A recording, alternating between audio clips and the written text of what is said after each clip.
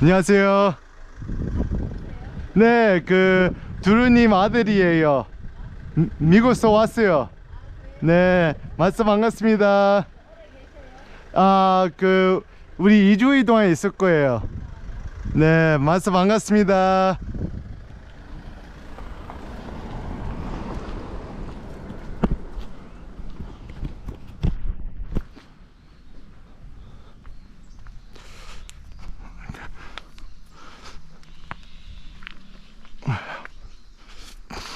쭉쭉쭉쭉.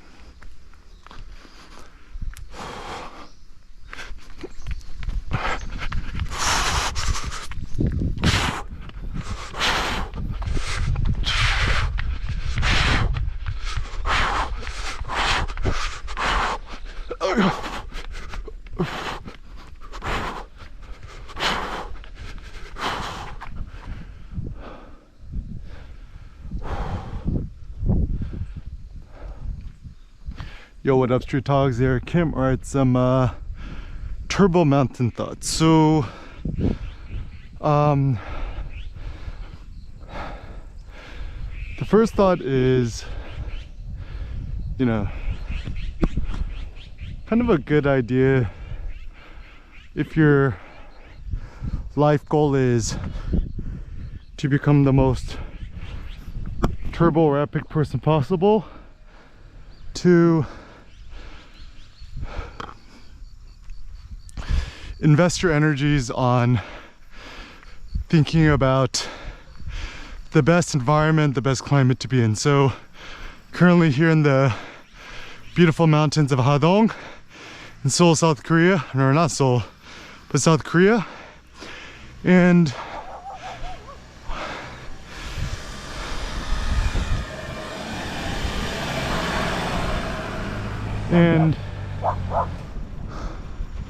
one of the reasons I really like about being here is I have a theory that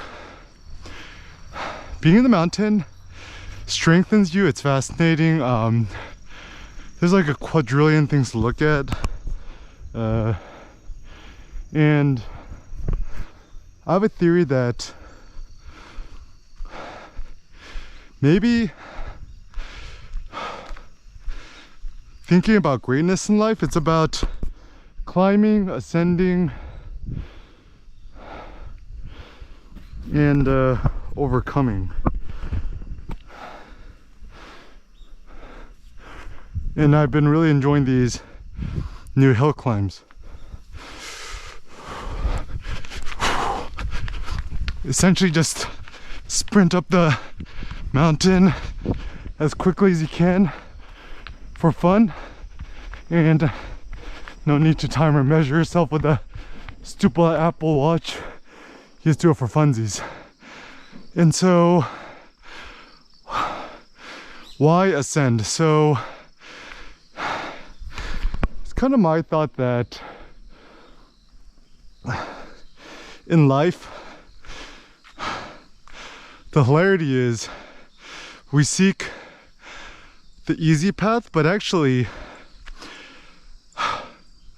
I think on the contrary, the climb is actually more interesting. So even with notions of hiking, right?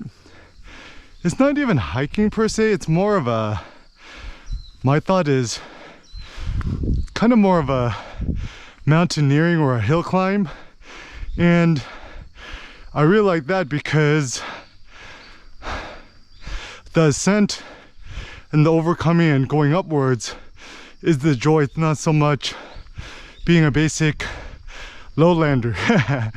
And even with cars, right? I'm not that interested in just having a super fast car and just going through a trek. I kind of like this more, in some ways, the overlanding mountaineering concept, where you just try to have the most capable vehicle that could climb up a hill. So typically speaking, cars with instant torque. So ideally, actually, to climb up a hill, having an electric car, a Tesla, would be quite good. Having a car with a a big engine, right? Like a V8 engine seems like a good idea for instant torque. The downside of turbochargers, there's the turbo lag, which makes it difficult to ascend and climb. So my ideal car would be some sort of like V8 sedan or V8 hatchback, manual transmission. Manual is fun when you're climbing up a hill because by being able to, you know, manually control the gear, you're actually more present, you feel more connected when you're climbing up the hill. So another thing that's actually really nice about being here is like, do you hear all the random sounds and stuff like that? It's actually quite heartwarming. And even my ideal of a hike, right? My ideal hike or a climb would be kind of the minimum viable hike where, you know, you only need to go for 30 minutes, right? Like, I like that. Even a 15-minute hike where it's just the incline is just like straight up like this, and then I just go up, then I just go back home, is kind of the ideal. So one of the reasons I love about being, oh, look at how beautiful this is, right? So, you know, if I'm stuck in the boring Orange County, LA suburbs, I go on a walk around the block, there ain't nothing to see. Here there's like a quadrillion leaves on the floor. I hear the different sounds. There's some shade, there's some light, which makes it feel very nice on my bare skin.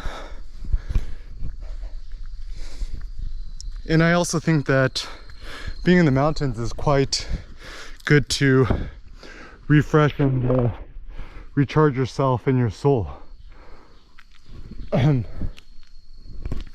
And so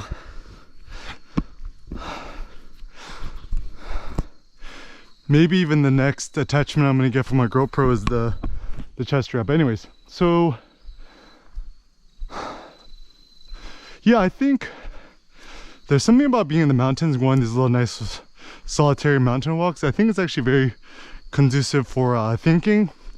And ultimately, once you become a quadrillionaire, billionaire, and you piece out of your company like Sergey Brin, Larry Page, they bounced from Google, but apparently they're still own like 51% of the shares.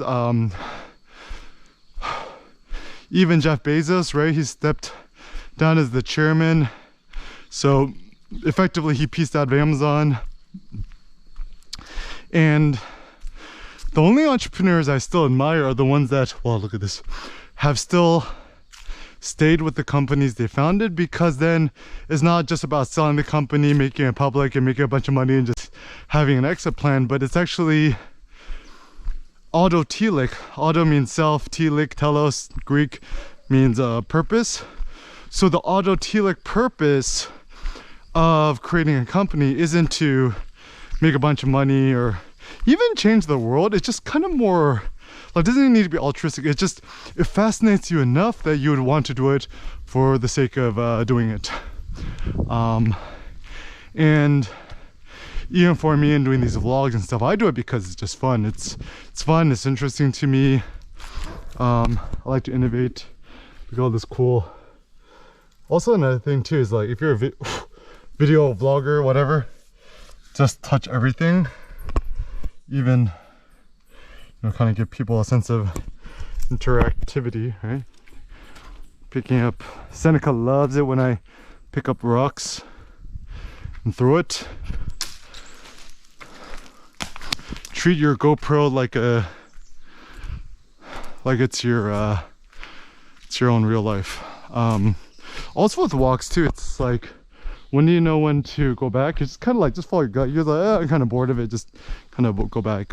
So no, it's kind of this strange like virtuosity thing that comes with hiking or mountaineers. Like, oh, you know, you gotta enjoy the walk, you know, keep your devices away and just be present. I'm like, nah, that's kind of a weak sauce way to think about things. Anyways, yeah, I really do like the idea that if you're, you know, seeking some sort of greater turbo thinking, right? It's a good idea too. Well, look at these routes, man. This totally, man, it's so funny. Everyone wants to go to Japan. Ain't nobody ever talk about how beautiful the mountainside of Korea is, right? But anyways, so essentially what I'm trying to propose is, you know, I was thinking about this the other day, right? So apparently a lot of, during COVID, a lot of the billionaires, you know, bought private mansions, yachts, doomsday bunkers, whatever. And I was thinking, I'm like, you know, if I was Peter Thiel or anybody else, right? Like, would I really want to, you know, just buy a secluded, beautiful mountainside retreat creative bunker in New Zealand somewhere? Probably not, because I still like being part of society, and I like the potentiality of being able to interact and engage with other people. Like, I love people, I love beautiful people, I love beautiful women, I love beautiful men, super swole dudes at the gym, stuff like that. And so I think a lot of people who come to the mountains or seek seclusion from the city, whatever,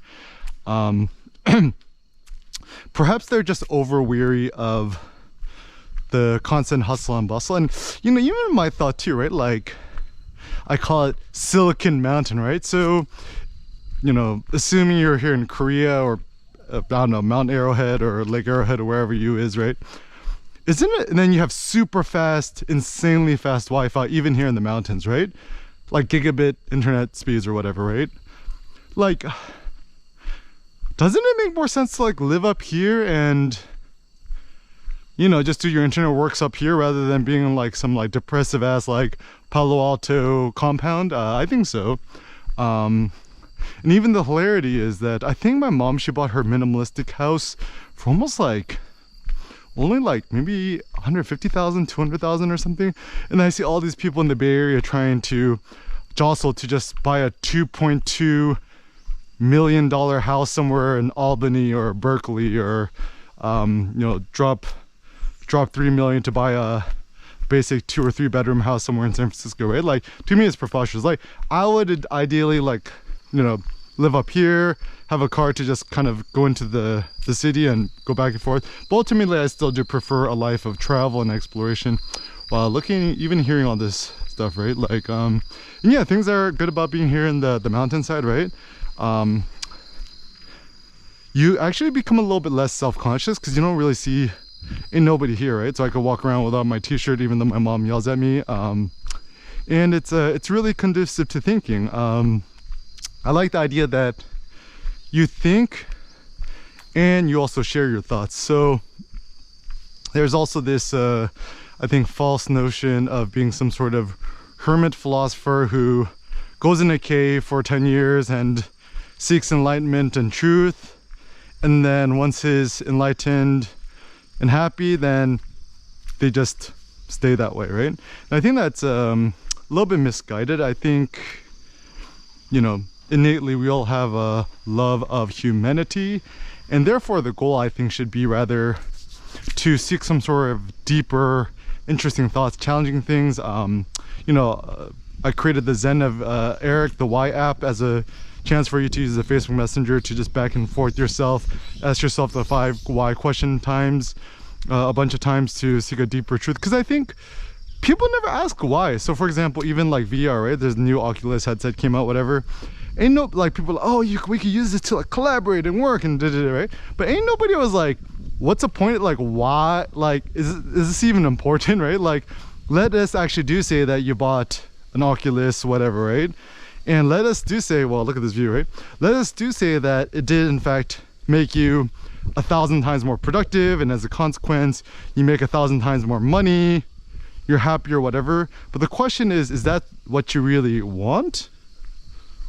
And like, why? Like, why be more productive? Why make more money? Why even impact the world more? It seems like the hilarity too is that even when I was using Oculus Rift S, right? Typically, the ideal view is you have this modernistic house on top of the mountain. You have this 360 panorama view of everything. And then also, if you read Ready Player 2, which actually I was a big fan of, the big question is like, you know, you have floor to ceiling windows, kind of this like glass cube modernistic house overlooking the city.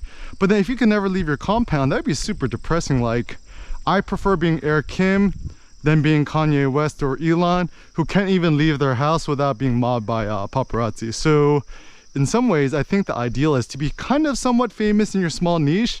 So like every once in a while you go out in public, you're spotted or somebody recognizes you or your voice, whatever. But at the same time, the average human being don't know who you are, so you could just kind of be at live as is. Like, I would not want to be Brad Pitt or Angelina Jolie. It must, their lives must be horrible. Even like people's like, oh yeah, Kim Kardashian, a billionaire, and da, da, da. I'm like, man, you live a horrible life, right? Like you know, you essentially you have no freedom. And I think freedom, personal freedom, the freedom to leave your house without being harassed is kind of one of the highest things to have. But anyways, so even for me, right, like I love being here in the mountains, right, or the countryside, but I wouldn't want to live here forever. I think still for me, a kind of semi-nomadic lifestyle is what I seek. It's so funny too, because like people is now like, oh, you know, buy a camper van, but let's buy a Mercedes Sprinter van and, you know, live off the grid, but, you know, kind of have the, like, I think that's kind of silly too, because, you know, people don't understand, right? You get these like mini RVs or camper vans, whatever. There's still so much maintenance, right? Like something breaks, you gotta flush out the sewage system and the thing. So for me, even the ideal is not to own anything, but to just use the $1 billion in my savings account to just rent a car as is, ask for favors to people shuttle you around. When you're at the crib, just borrow your mom's car, you know, walk, I don't know, take a bike, whatever, as you walk. Yo, do you see this view? All right, this is pretty good. It's so funny too, because like sooner or later humans acclimate to everything. Like, this is an amazing view, right? Like, I think objectively this is far better than being anywhere typically in the States, even San Francisco or New York, whatever. But then you kind of get used to it, right? So for me, I'm just kind of more interested in going these kind of walks, experimenting with camera, video, GoPro and stuff like that, and just sharing these turbo thoughts. So then the practical question is, you know, what are the next steps? What should I do with this knowledge? So I mean, I can't speak for you, but I could, you know, share what I personally like to do. So right, just, it's funny too, because if you have a Google account, if you have a Gmail, everyone does, right? You technically already have a YouTube channel, right? Like, you just go to youtube.com/upload. You can do this on your laptop, your iPhone, your iPad, whatever. And you can start immediately uploading videos that you shot on your iPhone, iPad, GoPro, Ricoh GR3, whatever have you. Or if you have the YouTube app on your phone, your iPad, whatever, you just press the little plus button, you can start immediately sharing videos. And the reason why I think videos are so the future is that actually even my son Seneca, right, he is about a year and 7 months old right now, and out of all the things, he loves video the most. And I don't let him watch YouTube, stupid YouTube Kids, whatever. I actually let him use the built-in, either the iPhone, the iPad, or even on my MacBook Pro laptop, the Photos app. And I let him watch all the videos of Appa and Suntime Adventures that it's in the videos filter under the Photos library, so Apple. So I think this is the nuance I've also learned about parenting too, is that it's not necessarily using an iPhone or iPad or, you know, watching videos or using technology is a bad thing.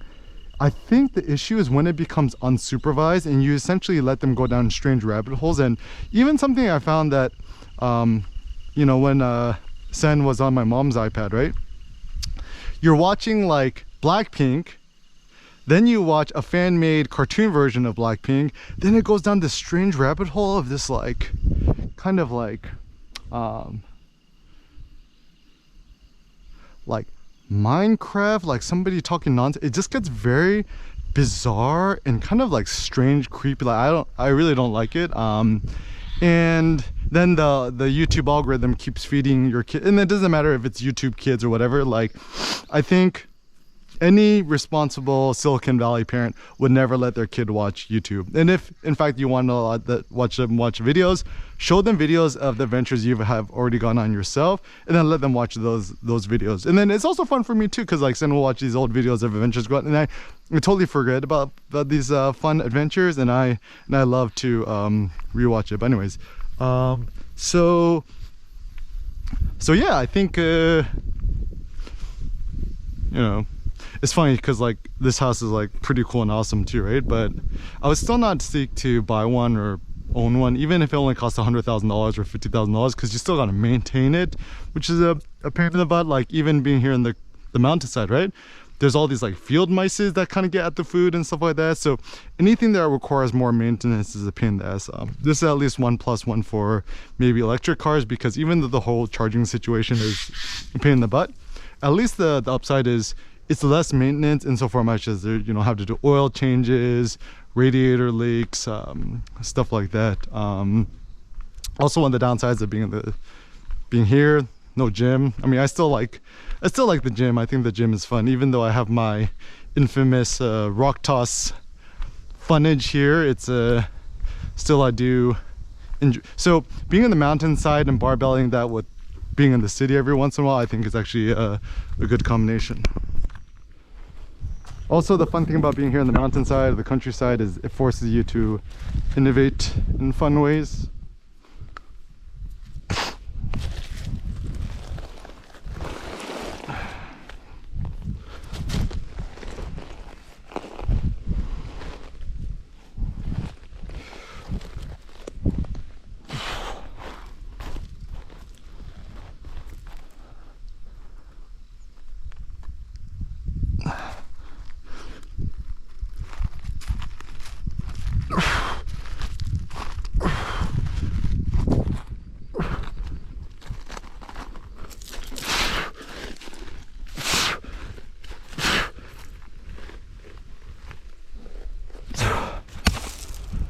Cindy has this brilliant idea that we should just take all the CrossFitters and have them come to the countryside, do farm work and start a construction company and do this really fun functional fitness.